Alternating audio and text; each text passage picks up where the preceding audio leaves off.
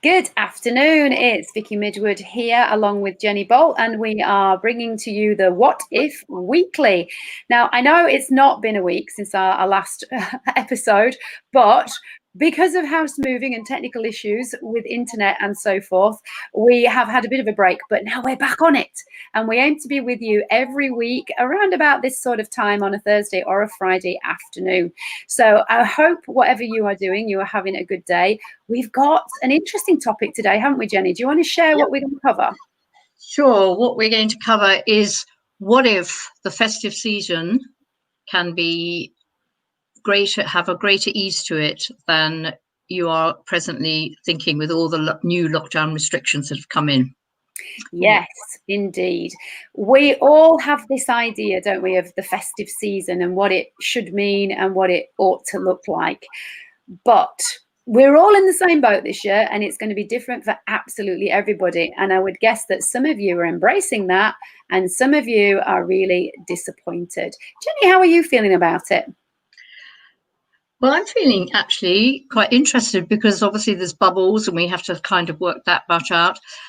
But the exciting thing about it is that it is going to be different. And I was looking at what actually other possibilities there are to create, to have fun given the limitation of boundaries that was being imposed upon us. And I feel personally that there are loads more possibilities. I think this is the time for us to get really creative and to start asking ourselves, what do I actually want this Christmas to be for me, as opposed to, do I have to just do what I've always done and then feel fed up, annoyed, cross, angry, let down because I can't? So, and also, yes, I agree, Vicky. And I think the other thing is important is that actually, what if we don't focus on what we can't have and what can't be and who we can't see and how restricting it is? And oh my goodness, there's not going to be any partisan. Oh, blah, blah, blah. All that sort of stuff. So what if you become aware of you saying that and just go, okay, barriers down, expand out. What else is possible? Love it. I love that little phrase, barriers down, expand out, because that's what I talk to my clients about when it comes to talking about comfort zones and doing things differently. And a lot of people talk about going out of the comfort zone. Like, we've got this little bubble of a comfort zone and we have to somehow jump out of it and get comfortable with that. But that's not what it's about, is it, Jenny? It's about expanding the barriers of that comfort zone so that it grows with us. And that's what we're inviting you to do this festive season. Yes, and indeed, it's a really easy exercise too. So often, as we're just saying, we have these restrictions put upon us, which cause us to contract. So if you notice that, if you think of something, your body contracts, even if you're not aware of it. So by just reminding yourself to put barriers down, and you can imagine yourself in a cylinder and just pushing barriers down from the top of your head all the way down past your ears, shoulders, and etc. And each time, you just expand out the size of your room, expand out the size of your local town, expand out the size of the UK or wherever you are in the world, and expand out to the universe and beyond. Wow. And how much ease is that going to? This is about changing the energy of things. It's not about you going, oh my goodness, we've got to have about this, and oh my goodness, oh. Yeah. So barriers down, expand out. The idea of being given permission to expand is something that I think we all need, and changing that shift, as you said, from not looking at the stuff that we can't do, but giving yourself the permission to expand your imagination and just look at what is possible, because we've got now access to so many things, and even though we're not physically in the presence of our loved ones, we can still connect with them somehow, whether it's by phone or internet or some kind of medium right around the world. So we don't have to meet physically together to be able to feel that we are getting together. And I think when you can look at it like that, it opens up for a whole load of expansion, as you said. Yeah, absolutely. It's so great point. And I'm looking at what if we actually do look at what awareness has been created by the very restrictions that people are trying to put upon us. Yeah. So we're looking at those limitations, going, okay, so what else is possible that we haven't even considered? Because so often when we're shut down, with whatever reason we do it to ourselves, we then we find a way out, and we look at things that we've never even looked at before, and we go, oh, that was easy. Oh. And we're going to show you some wonderful ways of doing this is ease. And what if it is ease? This isn't about sitting down, making endless notes and thinking, and, oh my goodness, I must get this, this, and this, and this, and this. What if you just even ask that question, which we'll come to in a moment? So what if we could help people to understand what we mean by ease? Because that means something slightly different to all of us. And for me, ease doesn't necessarily mean something's easy, but it just means that it feels aligned with me. It feels comfortable. To use a term that I quite like, it sits well with me. Yeah. Rather than something that I have to strive to do or get perfect or get right, it feels light. Is that what you mean by ease? That's me. Yes, exactly. It's when you're not defining, because when we actually come to a conclusion, we've already defined and made something so finite and stickable, we've got nowhere to go. Yeah. So creating ease is about the barriers down, expanding out, and then following your knowing and going with what else is possible here. So following your knowing, is that an intuitive thing? What does that mean, do you think, to most of us? Is it listening to your gut? Is it listening to your heart? What is it? That is not what it isn't, is thinking. Right. Love it. So that is going really with your gut instinct, your heart, whatever that thing is that you may not even have noticed before, but you probably will now. Yeah. And it's you're driving along and you're going, oh, I should turn left here, or you're walking, whatever it is, and you turn right. And that's because most of the time we're always taught it's going to be hard and we have to think things through before we do anything.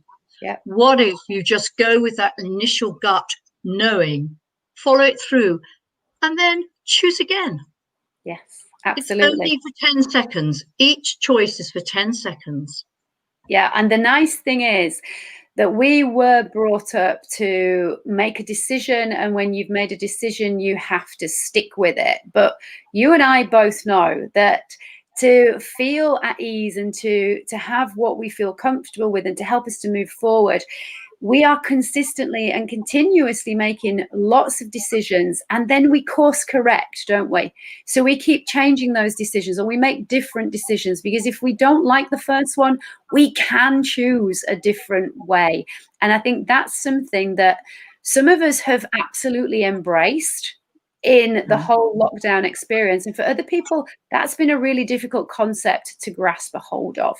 And over Christmas, this is where there's going to be those people who absolutely love the fact that we've taken away all of the shoulds, must, and ought tos of what Christmas is supposed to look like. And we can just do what the heck we want, and we don't even have to apologize for it. Some people are going to really enjoy that. And other people are going to find that it's a struggle because they don't have some kind of set of rules or boundaries that they're supposed to stick to. So what would you say to those people who are struggling with it being up to them what they do with it? Do you know, we go back to that first point of actually, what if there's no wrongness? Yeah. And what are you proving that it has to be right? We so often, when we make a decision, particularly if we feel slightly vulnerable and not sure what to do, we think it has to be this way. We just want something that's going to look right. And then we stick ourselves. So what if you just keep using the question, what is it I require to do here? What action here is going to create more ease for me? What if? And ask whatever words come into you. Nice.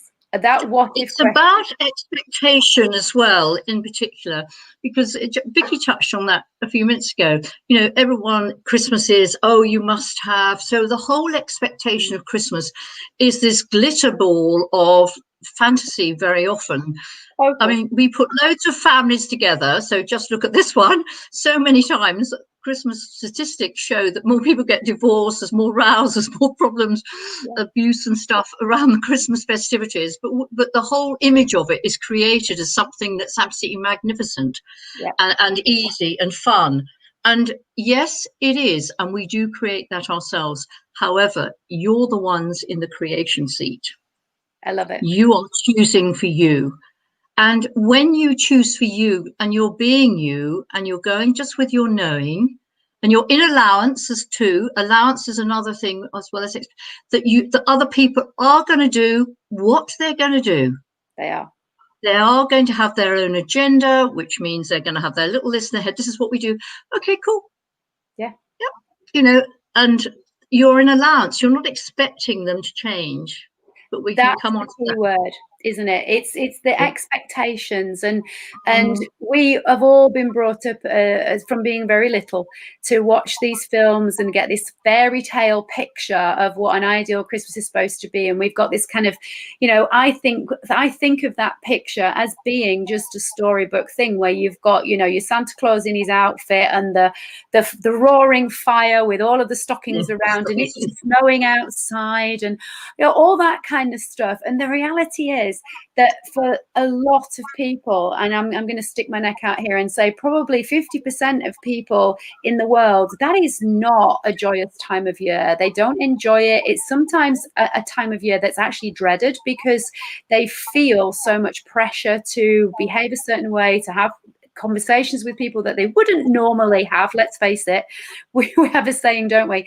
You can choose your friends, but you can't choose your family. Yet we're all expected to get on and to have this wonderful, joyous time. And down inside of us, a lot of us can be miserable. So I think that this year more than ever, take this as your first opportunity, if you've never done it before, to say, what if Christmas is the way I want it to be this year? Absolutely. What a great question to ask as well, because we don't allow ourselves to often do that. We're always fitting into what other people, I'd better have this, so-and-so needs to come, blah, blah. And the same with presents. What if we just have fun with it? Yeah. There's what if we just make the focus not about any material things, but just about being grateful for what we do have and being grateful for where we are in ourselves, in how we feel about ourselves, and just allowing ourselves to give ourselves some space to just ask that question, what do I want? What does make me feel at ease? Starting to get to know you without any kind of judgment, without putting on this, I should be this, I ought to be thinking that. It's quite a freeing and intriguing process for people to go and just have a try at, isn't it? I love that, especially the space part. We forget to give ourselves space. We're going 1, 2, 3, must get this done and that done. But actually create that space for yourself. The barriers down comes into that enormously. Whenever you're feeling shut down, just do that and ask a question. What if I chose different here? What can I be and do different today that will create more ease and joy in my life right away? I love that. You want to repeat that again? What can I be and do different today that will create more ease and joy in my life right away? I think we ought to put that in the comments. So what can I be and do different today? I can't remember what I said now. To create more ease and joy in my life right away. Create more ease and joy, and it rhymes as well, in my life right away. And it's about the expectations and judgments. And what if there's no judgments? Every time we judge ourselves, we kind of hit ourselves and almost bruise our bodies mentally. And we're so used what it is.